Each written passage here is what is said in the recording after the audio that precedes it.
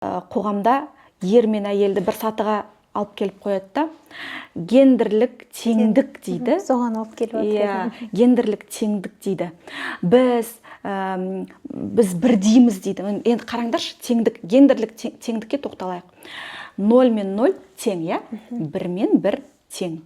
2 мен 1 тең емес. Сол сияқты ер мен әйел тең емес. Осыны ұғыныңыздар. Мүлдем басқа әлем. Еркек бөлек, әйел бөлек. Оны бізді жаратушымыз, бізді жаратқан кезде нүктесін қойып қойған. Сен әйелсің, сен еркексің деп. Мен сізге былай айтайын, қараңыз, біз кожамыз нежный ма? Нежный. Еркекте қандай? Грубый. Біздің жұмсақ, мамық жерлеріміз бар.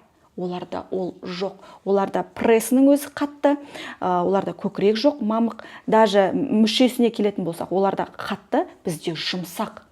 Бізде жұмсақ, біз гибкаямыз, олар қатты тік. Шаштарының, түктерінің өзі.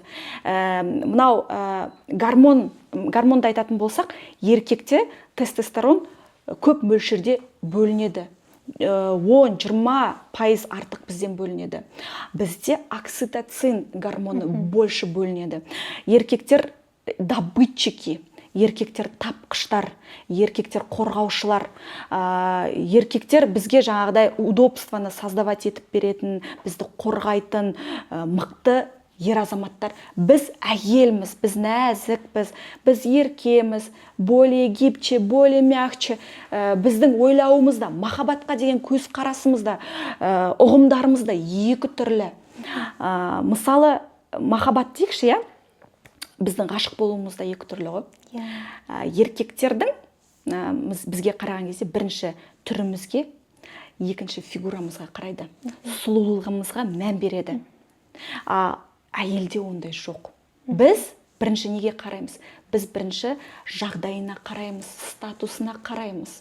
Бізді мынау ер азамат асырай алады ма? Оның жұмысы қандай екен? Оның дәл қазіргі статусы қандай екен? Қандай машина мінеді? Қандай үйде тұрады? Дұрыс па? Қанша жерде кім не десе де біз бірінші осыған мән береміз. Бұл жерге құқықты алып келетін болсақ, бұл уже екінші сұрақ. Бізде құқығымыз тең болуы мүмкін да? Бірақ біз тең емеспіз. Біз бірдей емеспіз. Еркек пен әйел. Біз Алла тағаланың бізді қалай жаратты, оған мен қарсы шыға алмаймын. Өз-өзіме қарсы шыққанмен тең ол.